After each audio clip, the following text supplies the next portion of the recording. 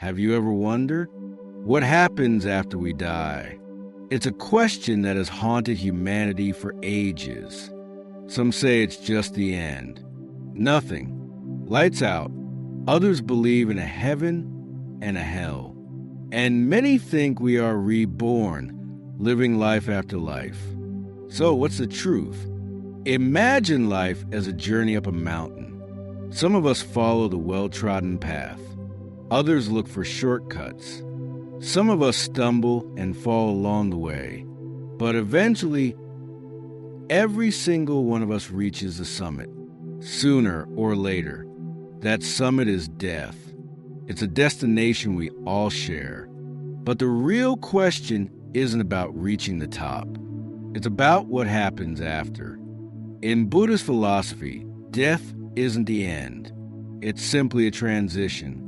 Think about water turning into vapor or a fallen leaf becoming soil for a new plant. What we call ourself doesn't just vanish. It transforms based on causes and conditions. Picture a great river. It flows continuously.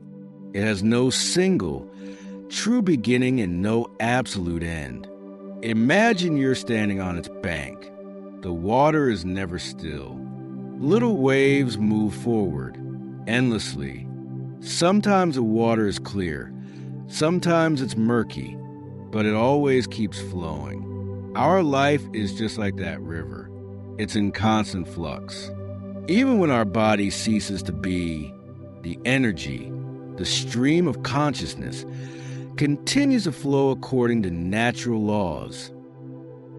When a person passes away, the physical body stops, but the spirit or this energy of action doesn't disappear. It's like a seed. A seed falls to the ground. The original plant may wither and decay, but if the conditions are right, that seed can sprout anew and grow into an even stronger tree. So, looking at death this way helps us realize that life isn't just over at our last breath. It's a continuous process of transformation, and it all depends on the conditions we create to make sure this change leads to something beautiful and peaceful. The Buddha taught about the law of karma. Think of it as a kind of spiritual gravity that directs our path after death. If we have lived with kindness, compassion, and integrity, we are naturally pulled toward a good place. If we picture our life as a boat on that river we talked about, our karma is the force that steers it.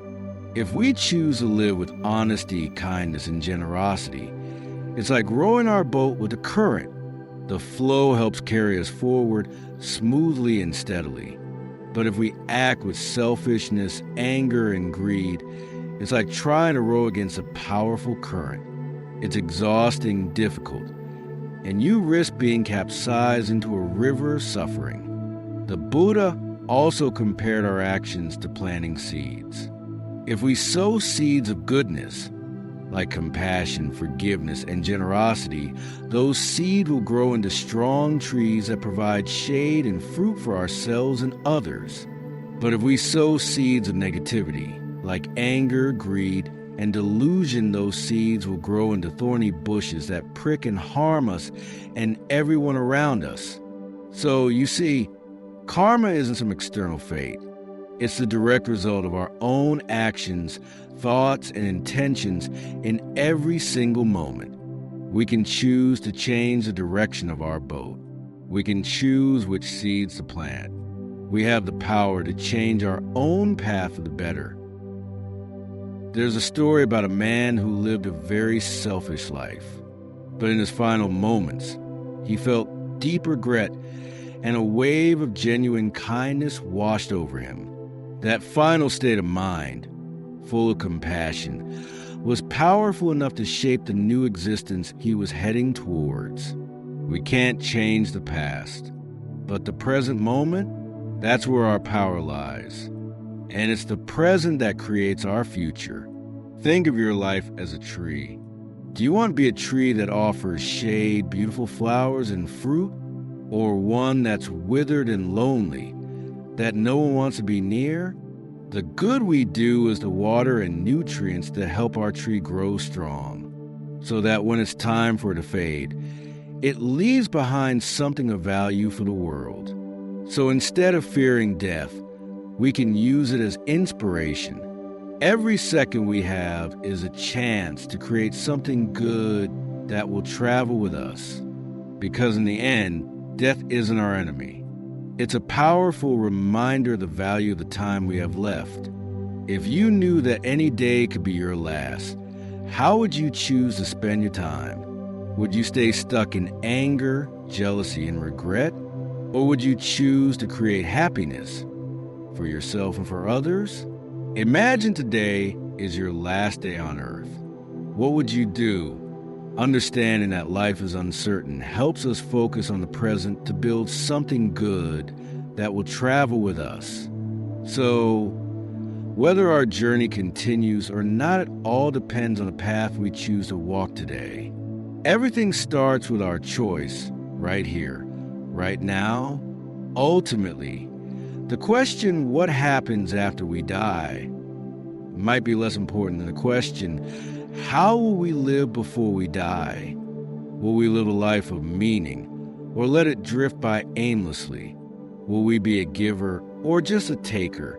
Will we spend our time on anger or on creating smiles?